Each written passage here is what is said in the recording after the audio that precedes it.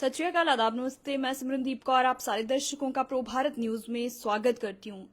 दर्शकों, जहां कोविड-19 को लेकर अभी तक डर जो है वो हम सब के मन में बैठा हुआ है, तो कहीं ना कहीं एक और वायरस ने हमारे देश में दस्तक दे दी है। जी हां, इससे जुड़े हुए कई मामले भी सामने आए हैं। जी हां, आपने बिल्कुल ठीक पहचाना है, HMPV वायरस। लेकिन ये वायरस क्या है, किस तरह से काम करता है, क्या लक्षण है इसके, इसी को लेकर खास बातचीत करने के लिए आज हमारे साथ मौजूद हैं डॉक्टर संदीप डोगरा, जो कि HOD हैं माइक्रोबायोलॉजी के। आइए बात करते हैं। सर, सबसे पहले तो प्रो भारत न्यूज में आपका बहुत बहुत स्वागत है। धन्यवाद। सर, सबसे पहले मैं जानना चाहूंगी कि HMPV वायरस क्या होता है। देखिए, बहुत सारे वायरसेस हैं और ये अपने अपने इनका कैरेक्टर रहता है, अलग अलग तरह के इन्फेक्शन कॉज करते हैं। अगर हम इस पर्टिकुलर वायरस की बात करें तो ये रेस्पिरेटरी यानी कि छाती से जो कंसर्न इन्फेक्शन होते हैं वो कॉज करता है। और ये जो रेस्पिरेटरी वायरसेस होते हैं ये अमूमन क्या करते हैं कि विंटर्स का जो सीजन रहता है इसमें एक्टिव हो जाते हैं, इनकी मल्टीप्लिकेशन फास्ट हो जाती है। और ये जो ससेप्टेबल लोग होते हैं जिनमें कि किसी भी तरह की इम्यूनिटी कम है, या छोटे बच्चे हैं या बुजुर्ग हैं या बीमार लोग हैं जिनको कोई दवाई चल रही है, कोई बीमारी है, अस्थमा है, COPD है, डायबिटीज़ है, हाइपरटेंशन है, या ऐसी कोई भी बीमारी जिसके कारण उनकी आम इन्फेक्शन से फाइट करने की ताकत कम होती है बाकी लोगों से, उन लोगों में ऐसे जो वायरसेस हैं जिसमें कि ये वायरस भी है, ये वायरसेस नुकसान कर सकते हैं। और ये वायरस मैं आपको एक बार बड़ा क्लियरली बताना चाहूँगा कि ये हर साल हर बार कई सालों से ये इस मौसम में इन्फेक्शन कॉज करता है, नई बात नहीं है हमारे लिए। देखिए सर, अगर देखा जाए तो HMPV वायरस की बात जो है अब ज्यादा आ रही है, तो वो कारण क्या है उसका? ऐसा नहीं है, ये कारण इसके दो मोटे मोटे रीजन है। एक तो ये कि कोविड की दहशत अभी तक लोगों के दिमाग में है और इसी दिसंबर के महीने में ही 2019 में कोविड स्टार्ट हुआ था और चाइना से हुआ था। और इस बार फिर से चाइना का जो सर्वेलेंस मैकेनिज्म है उसमें उन्होंने जाना कि ये पर्टिकुलर वायरस बाकी रेस्पिरेटरी वायरसेस के मुकाबले में काफ़ी ज़्यादा वहाँ पे लोकल इन्फेक्शन कॉज कर रहा है। तो वो अलर्ट हैं, इसलिए उन्होंने अपना जो मैकेनिज्म है, रिस्पांस मैकेनिज्म है, वो एक्टिवेट किया।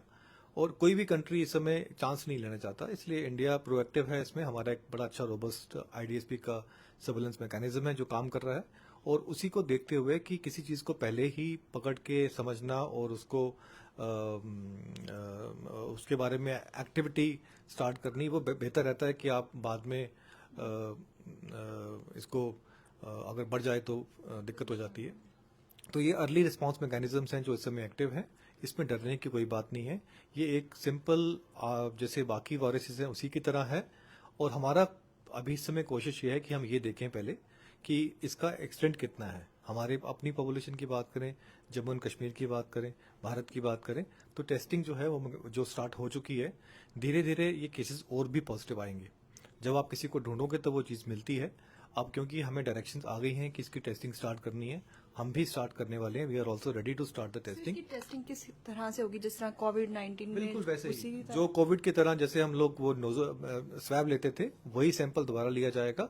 डायरेक्शन बड़ी क्लियर है। किसी भी बच्चे में या किसी बीमार में अगर किसी को इन्फ्लुएंजा लाइक सिकनेस होती है, फ्लू के लक्षण हैं, और फ्लू जो है वो काफी सारे वायरस कॉज करते हैं, ये मौसम ही फ्लू का है।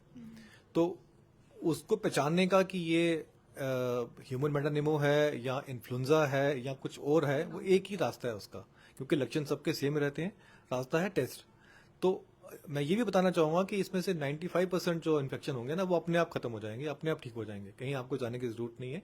हम सिर्फ एक ही एहतियात देते हैं कि जो एट रिस्क पे लोग हैं उनको आइसोलेशन, सेल्फ आइसोलेशन फॉलो करनी चाहिए ताकि उनसे वो आगे ना फैले। जैसे कोविड-19 में 7 डेज जो था कि आइसोलेशन रहना पड़ता था, तो क्या इसमें भी सेम इतना ही? देखिए, अब समझना पड़ेगा कि 7 डेज का पीरियड क्यों था। मैंने जैसे बताया आपको कि मोस्टली रेस्पिरेटरी इन्फेक्शन जो होते हैं 5 से 7 दिन में अपने आप बिना कुछ किए ठीक हो जाते हैं। तो 7 दिन तक अगर वो आदमी अपने घर पे या कहीं बाहर अगर नहीं जाए और अपने आप को एक सेल्फ कंटेन कर ले, मास्क पहन ले, बाहर जाता है तो मास्क पहन ले, तो उससे वो आगे नहीं फैलाएगा। उसका रैशनल ये है, क्योंकि वो मोस्टली वो ठीक हो जाएगा। अगर ये वो भी 7 दिन ऐसे में 1 to 1 पर्सन ये यस भी yes yes same modus operandi है इसका। रेस्पिरेटरी वायरस है, एक से दूसरे में फैल सकता है।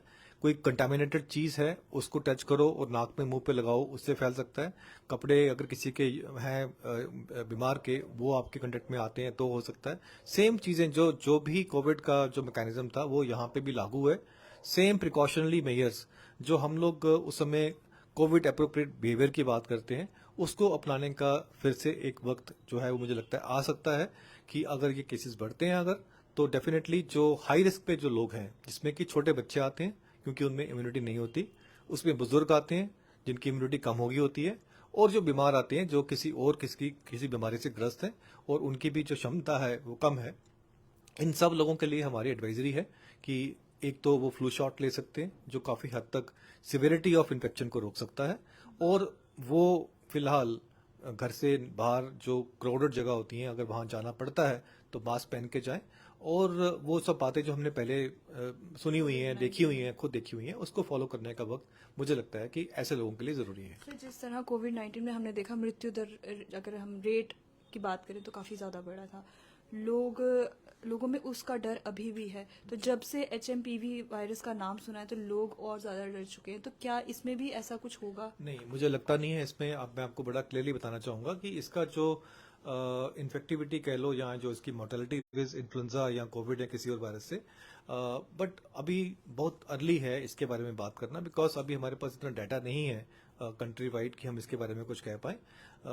जाना ये होता है कि अगर कोई अच्छी भी हो सकती है, बुरी भी हो सकती है। It's too early to comment on कि आगे कहाँ जाएगा ये, बट मुझे लगता है कि हम बड़े सही टाइम पे एक्टिव हो गए हैं, हमारे रिस्पांस मैकेनिज्म एक्टिव हो गए हैं, हमारे हॉस्पिटल्स एक रेडीनेस में है, हमारी लैब्स जो है एक रेडीनेस में है, और आपका जो मीडिया का जो रोल है वो मैं उसको अप्रिशिएट करूंगा कि आप लोगों में इसकी अवेयरनेस क्रिएट कर रहे हैं ताकि हम इसको उस लेवल तक पहुंचने ही ना दें कि आगे कोई दिक्कत हमें आ पाए। सर, यहाँ पे जो वायरस के HMPV वायरस से जुड़े जो मामले सामने आए उनकी कोई ट्रैवल मतलब हिस्ट्री नहीं है, तो मतलब इफेक्ट कैसे कर रहा है वो? नहीं, देखिए, मैंने ये वायरस कहीं बाहर से नहीं आया, हमारे बीच में ही है ये। हर साल इसके इन्फेक्शन होते हैं, बट वो इस लेवल तक कभी पहुंचते नहीं है कि हम इसके बारे में कभी सोचें या विचार करें, बिकॉज ये एक नॉर्मल चीज है। ये हर एक मौसम में वायरस होता ही होता है, ये कि बाहर से आने की दिक्कत नहीं है।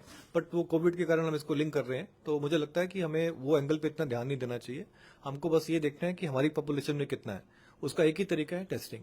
सर, इस समय तैयारी जो है जिस तरह से आपने बताया भी कि पूरी हो चुकी है, तो मतलब स्वास्थ्य विभाग द्वारा पूरी तैयारी हम इसको लेकर है? मैं अगर आप मेडिकल कॉलेज की बात करूं, हम पूरी तरह से मुस्तैद हैं। कल से हम टेस्टिंग भी स्टार्ट कर देंगे। हमारी आइसोलेशन वार्ड तैयार हैं, मुझे लगता नहीं उनकी जरूरत पड़ने वाली है। एक डिजास्टर वार्ड तैयार पड़ा हुआ है। We are in complete readiness, we are in control, nothing to. End में एक मैसेज देना चाहेंगे प्रभात न्यूज की तरफ से पूरे जम्मू वासियों को? मुझे लगता है कि इसमें ठीक है, अवेयरनेस जरूरी है, प्रिकॉशंस लेने जरूरी हैं, because prevention is better than cure.